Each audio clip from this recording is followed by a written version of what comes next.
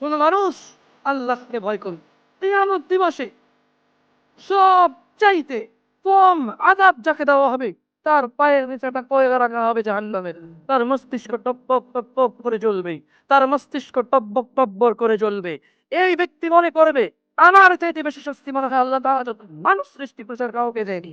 অথচ আল্লাহ সুবহানাহু ওয়া তাআলা, রাসূল সাল্লাল্লাহু আলাইহি সাল্লাম বলেছেন, এর চাইতে নিম্নমানের শাস্তি আর কাউকে দেওয়া হবে না। যার পায়ের নিচে শুধু একটা কয়লা রাখা হবে, তার মস্তিষ্ক টপবক টপবক করে জ্বলবে।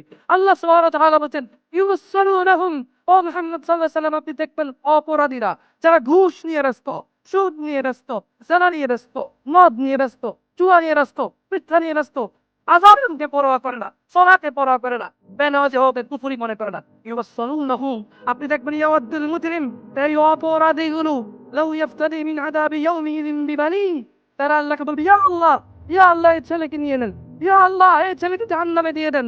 আমার মুক্তিপণ হিসেবে আমি ছেলেকে দিয়ে দিলাম, আমাকে আজকে আপনি জাহান্নামের আগুন থেকে বাঁচিয়ে দেন। ওয়াসাহিবাতিহি ওয়া আখি, অপরাধী অপরাধ করে মৃত্যুবরণ করিও না মুসলিম।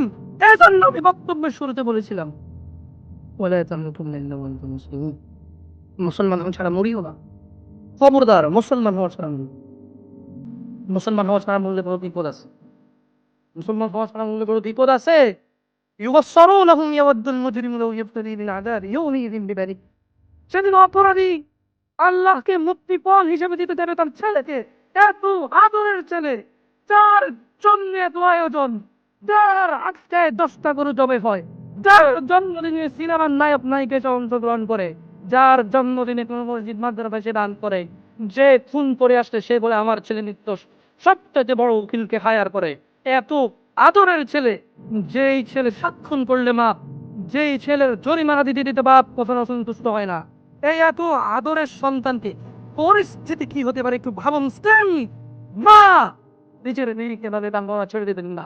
আপনি বাবা আপনাকে যা চাচা, যদি খালি অপরাধী হয়ে মরা তবে শুনো সূরা মাআরিজ আল্লাহ বলছেন, অপরাধী সেদিন তার মুক্তিপণ হিসেবে দিতে চাইবে তার ছেলেকে, ও সাহিবাতিহি ওয়া আখি, তার স্ত্রী তার ভাইকে, ও ফাসিলাতিহি আল্লাতী তুমি, তার জ্ঞাতি গোষ্ঠী যারা ওকে আশ্রয় দিত, ওমেন ফিল আরদি জামিয়া সুম্মা ইউনজি, যখন হবে না আল্লাহ বলবে ছেলে লাগবে না, তুই অপরাধী তোকে লাগবে।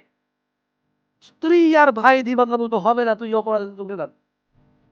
জ্ঞাতি গোষ্ঠী যারা অন্যায় করলে আশ্রয় দিত, আরে যা বেটা করে আমি আছি, তাই বেটা আমি আছি, তুই যা। এই লোকগুলা এগুলাকে দিয়ে দিবে আল্লাহ থেকে নিয়ে যাও, এরা আমাকে আশ্রয় দিতে অন্যায়।